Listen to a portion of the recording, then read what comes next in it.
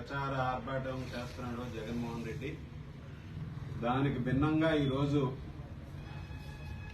మహిళలను మోసం చేస్తూ ప్రచారానికి మాత్రం ఆసరా పథకాల ద్వారా మహిళలను ఉద్ధరిస్తున్నానని చెప్పుకుంటూ పూర్తిగా మహిళలను నిర్లక్ష్యం చేస్తున్నటువంటి వ్యక్తి జగన్మోహన్ రెడ్డి.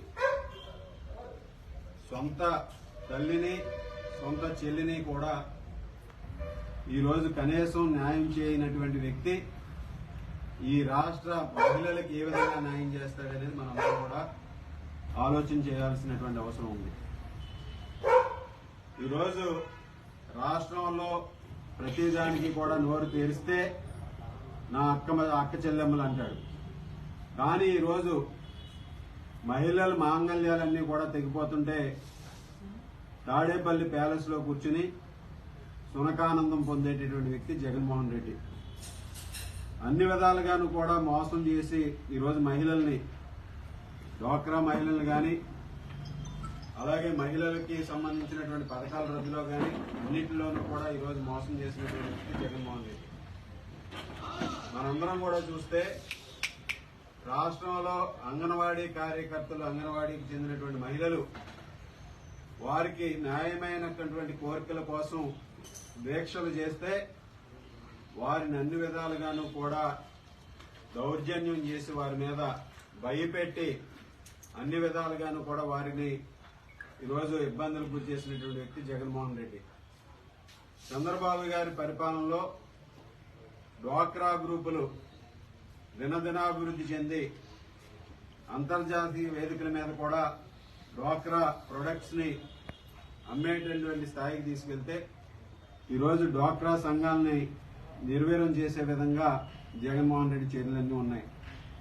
రాష్ట్రంలో 14 లక్షల మంది డ్వాక్రా మహిళలుంటే 1,14 లక్షల మంది డ్వాక్రా మహిళలుంటే ఈరోజు 79 లక్షల మందికే ఈరోజు డ్వాక్రా రుణాలకు సంబంధించి 0 వడ్డీ అమలు చేస్తున్నామని చెప్పి, అది కూడా కేంద్ర ప్రభుత్వం ఇచ్చేటటువంటి 3 లక్షల రూపాయల రుణమాఫీ మాత్రమే అమలు చేస్తున్నాడు జగన్మోహన్ రెడ్డి. చంద్రబాబు నాయుడు గారి ఆయామంలో 5 లక్షల వరకు 0 వడ్డీ ఇస్తే ఈ రోజు ఈ ప్రభుత్వం వచ్చిన తర్వాత దాన్ని 3 లక్షలకి తగ్గించి, అది కూడా కేంద్ర ప్రభుత్వం ఇచ్చేటటువంటి వడ్డీని ఇస్తూ 39 లక్షల మంది డ్వాక్రా మహిళలకి అన్యాయం చేస్తున్నటువంటి వ్యక్తి జగన్మోహన్ రెడ్డి.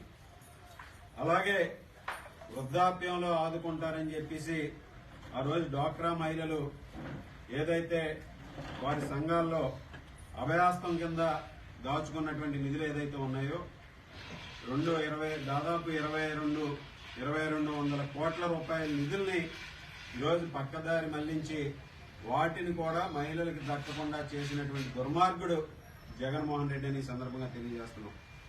అలాగే ఎన్నికలప్పుడు మహిళలను ఉద్ధరిస్తానని చెప్పి హామీ ఇచ్చాడు. 45 సంవత్సరాలకే పెన్షన్ ఇస్తానని చెప్పాడు.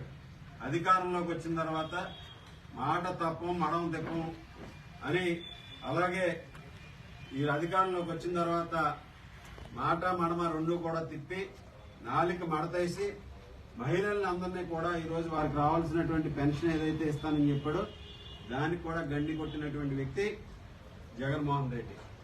అలాగే నిత్యావసర వస్తువుల ధరలు తీసుకుంటే, పన్నుల భారం తీసుకుంటే, విద్యుత్ ఛార్జీలు తీసుకుంటే, ఈ విధంగా మహిళల మీద దాదాపు 5 సంవత్సరాల్లో 3 లక్షల రూపాయల పైగా భారం వేసినటువంటి వ్యక్తి జగన్మోహన్ రెడ్డి. ఈ విధంగా 3 లక్షలు ఒక్కొక్కరి మీద 3 లక్షల రూపాయలు భారం వేసినటువంటి వ్యక్తి. అలాగే డ్వాక్రా రుణమాఫీ చేస్తానని చెప్పాడు. అది కూడా ఒక జగన్నాటకంగానే మిగిలిపోయినటువంటి పరిస్థితి.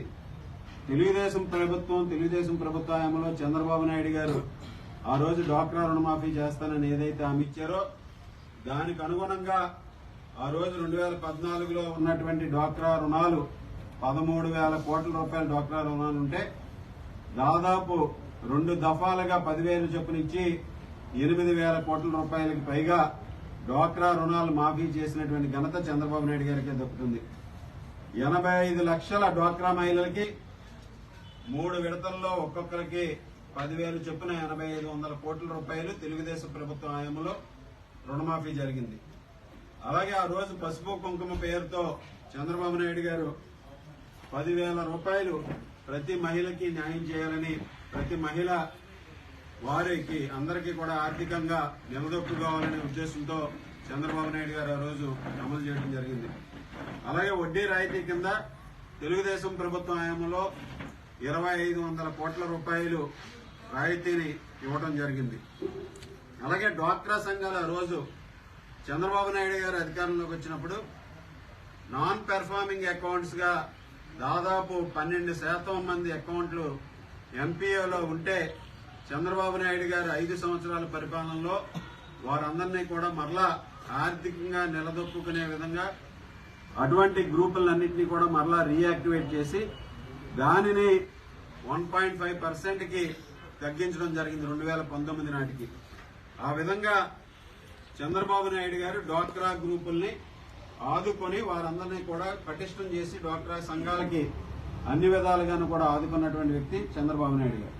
ఈ దేశంలో మొట్టమొదటిసారిగా డ్వాక్రా సంఘాలనే దాన్ని తీసుకొచ్చినటువంటి వ్యక్తి చంద్రబాబు నాయుడు గారు.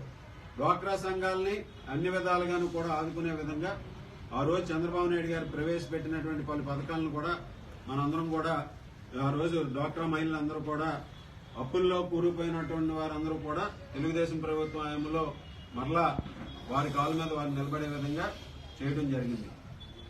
అలాగే ఈరోజు మనం తీసుకుంటే ప్రతి దానికి ఎస్ఎల్బిసి లెక్కల ప్రకారం డ్వాక్రా సంఘాల మొత్తం రుణాలు 58 కోట్ల పైగా ఉన్నాయి.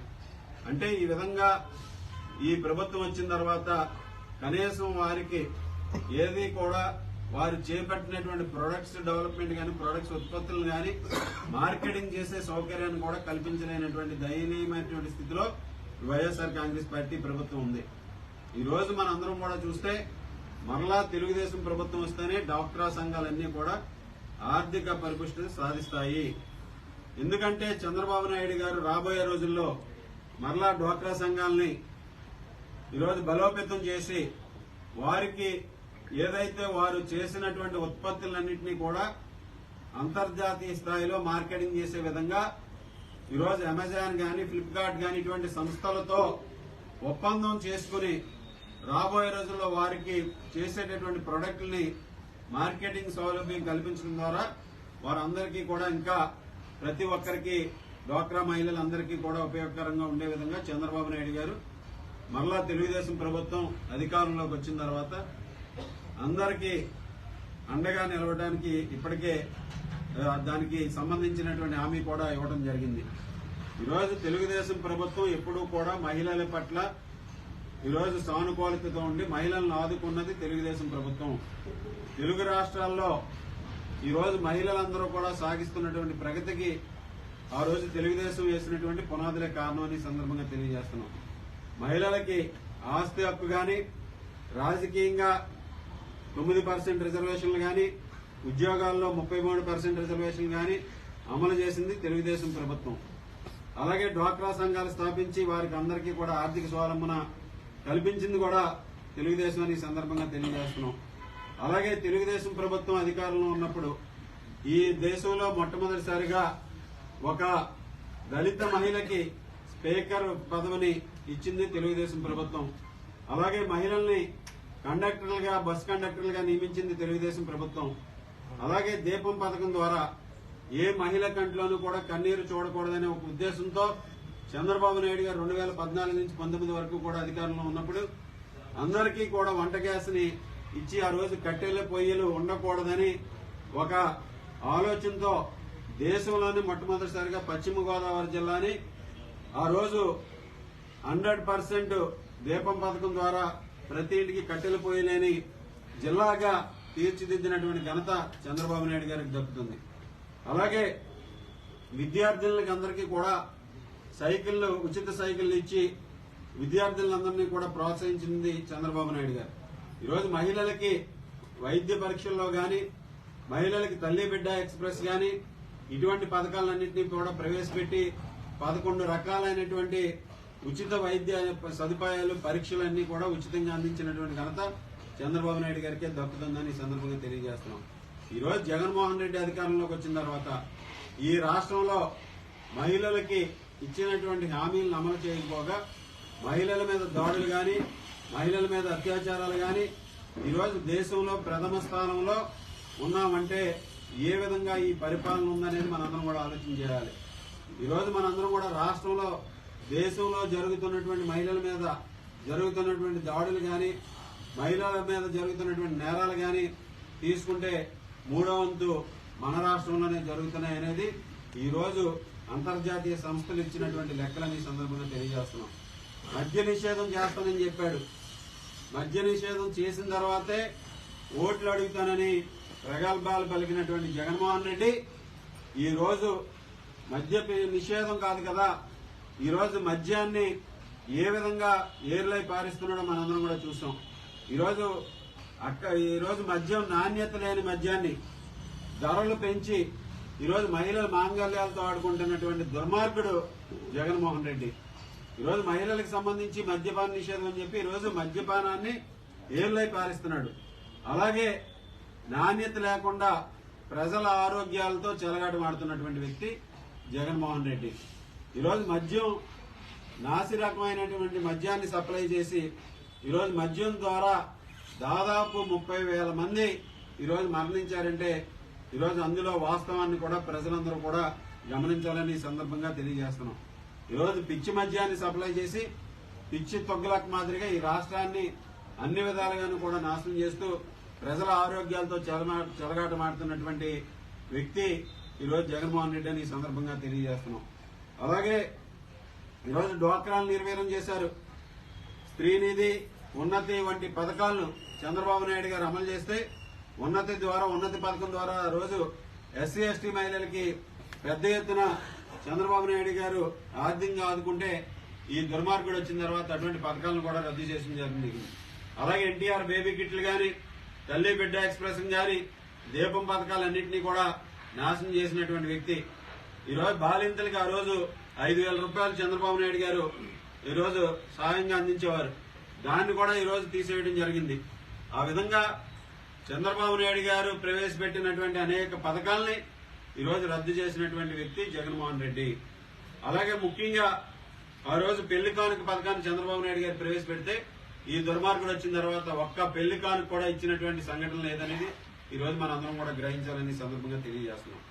అలాగే అంగన్వాడీలు గాని, ఆశా వర్కర్లు గాని, గోపాల మిత్రులు గాని ఇటువంటి వాటి మీద కూడా జగన్మోహన్ రెడ్డి వచ్చిన తర్వాత వారిని అన్ని కూడా సిబ్బందిని అందరూ కూడా తొలగించి వారిని ఏదైతే కాంట్రాక్ట్ ఎంప్లాయీస్ ఉన్నారో వాళ్ళందరినీ కూడా పర్మనెంట్ చేస్తానన్నటువంటి వ్యక్తి ఈరోజు అది కూడా చేయనటువంటి దుర్మార్గుడు జగన్మోహన్ రెడ్డి అని సందర్భంగా తెలియజేస్తున్నాం.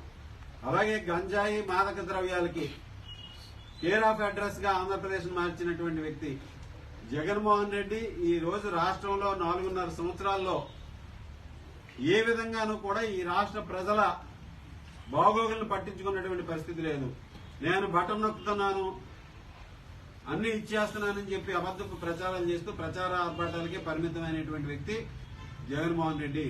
ఈరోజు అన్ని రంగాల్లోనూ కూడా పూర్తిగా విఫలమై ఈరోజు నిన్న ఇండియా టుడే ఇంటర్వ్యూలో కూడా బేల మాటలు మాట్లాడుతున్నటువంటి వ్యక్తి జగన్మోహన్ రెడ్డి. ఆ దేవుడు కన్నిస్తే నక్కుతాను, లేకపోతే నేను ఓడిపోతానని చెప్తున్నాడు. అంటే ఇతని పనితనం మీద ఇతని నమ్మకం లేదు, ఇతని కేడర్ మీద ఇతని నమ్మకం లేదు. ఈరోజు ఆ విధంగా రాష్ట్రాన్ని అన్ని విధాలుగానూ కూడా అస్తవ్యస్తం చేసి ఒక అభివృద్ధి లేకుండా సర్వనాశనం చేసినటువంటి వ్యక్తి, అసమర్థమైనటువంటి నాయకుడు జగన్మోహన్ రెడ్డి. ఈరోజు మనందరం కూడా చూసాం, మహిళల మీద ఎన్నో దాడులు జరిగినాయి. జగన్మోహన్ రెడ్డి ఇంటికి సమీపంలో ఆ రోజు మాదక ద్రవ్యాలు సేవించి యువత మీద అత్యాచారం జరిగితే దానికి గతి లేనటువంటి పరిస్థితి ఏర్పడింది. అలాగే విశాఖపట్నంలో ఒక యువత మీద గ్యాంగ్ రేప్ చేస్తే దాని మీద గతి లేనటువంటి పరిస్థితి. అలాగే రాజమండ్రిలో యువతను అత్యాచారం చేసి దిశ సిచ్యుయేషన్ సమీపంలోనే పడేస్తే దాని మీద కూడా ఏ విధమైనటువంటి చర్యలు లేనటువంటి పరిస్థితి. ఇంత అసమర్థ పరిపాలన ఈ రాష్ట్ర చరిత్రలో లేదంటే హాస్యాస్పదం కాదని ఈ సందర్భంగా తెలియజేస్తున్నాం. అలాగే 5 ఏళ్లలో కేంద్ర నివేదికల ప్రకారం 2 లక్షల పైగా నేరాలు ఈ రాష్ట్రంలో జరిగినాయి. ఈ విధంగా జగన్మోహన్ రెడ్డి మహిళల పట్ల నిర్లక్ష్య ధోరణితో వ్యవహరిస్తూ మరొక పక్క ఆసరా ద్వారా అన్నీ చేసేస్తున్నానని చెప్పి అబద్ధపు ప్రచారాలతో కాలం గడుపుతున్నటువంటి పరిస్థితి. ఈరోజు ఇతను అధికారంలోకి రావడానికి ఆ రోజు విజయలక్ష్మి గారు రాష్ట్రం అంతా తిరిగి ప్రచారం చేసి నా బిడ్డని గెలిపించండి అని చెప్పారు. అలాగే సొంత చెల్లి ఆ రోజు పాదయాత్ర చేసి మా అన్నని గెలిపించండి, అన్ని విధాలుగాను కూడా మీకు మా కుటుంబం ఆదుకుంటుందని చెప్తే ఈ రోజు ఎంత దయనీయమైనటువంటి పరిస్థితి అంటే ఆ తల్లికి ఆ చెల్లికి కూడా ఈ రాష్ట్రంలో స్థానం లేకుండా చేసి 4.5 సంవత్సరాలు బయటకు పంపించినటువంటి వ్యక్తి జగన్మోహన్ రెడ్డి ఈ రోజు రాష్ట్ర మహిళల్ని ఏ విధంగా ఉద్ధరిస్తాడనేది ప్రజలందరూ కూడా ఆలోచన చేయాల్సినటువంటి అవసరం ఉంది. ఈ రోజు వీళ్ళకి వైఎస్ఆర్ కాంగ్రెస్ పార్టీ ముఖ్యమంత్రికి మహిళలంటే గౌరవం లేదు, వైఎస్ఆర్ కాంగ్రెస్ పార్టీ నాయకులకు మహిళలంటే గౌరవం లేదు. ఈరోజు వైఎస్ఆర్ కాంగ్రెస్ పార్టీ నాయకుల చేతుల్లో ఎంతో మంది మహిళలు అవమానాలకు గురై వారందరూ కూడా ఎన్నో బాధలు ఈ రోజు రాష్ట్రంలో చెప్పినటువంటి పరిస్థితులు మనందరం కూడా చూస్తాం. అలాగే ఈ రోజు మన నియోజకవర్గంలో కూడా ఇక్కడ స్థానిక మంత్రి గారు కూడా ఉన్నారు. ఆయన కూడా మహిళల పట్ల ఏ విధంగా అనుచితంగా మాట్లాడతాడో మనందరం కూడా పలు సంఘటనలు చూస్తాం. ఆ రోజు రాపాక గ్రామంలో దళిత వైఎస్ఆర్ కాంగ్రెస్ పార్టీ నాయకురాల మీద అనుచితమైనటువంటి వ్యాఖ్యలు చేసి అవహేళనగా మాట్లాడినటువంటి పరిస్థితి ఈ 4.5 సంవత్సరాలు చూసాం. అలాగే ఈస్ట్ విప్పర్ లో మహిళలందరూ కూడా ఈ ప్రభుత్వం ద్వారా రావాల్సినటువంటి కార్యక్రమాల గురించి అడిగితే వారిని అవహేళనగా మాట్లాడినటువంటి పరిస్థితి. దువ్వ గ్రామంలో తాగునీరు గురించి మహిళలు ప్రశ్నిస్తే వాళ్ళు కూడా మనం మాట్లాడలేనటువంటి భాషలో అత్యంత అవహేళనగా మాట్లాడినటువంటి వ్యక్తి ఇక్కడ స్థానికంగా మంత్రిగా ఉన్నాడు. అంటే పైనుంచి కింది స్థాయి వరకు వీళ్ళు అధికారం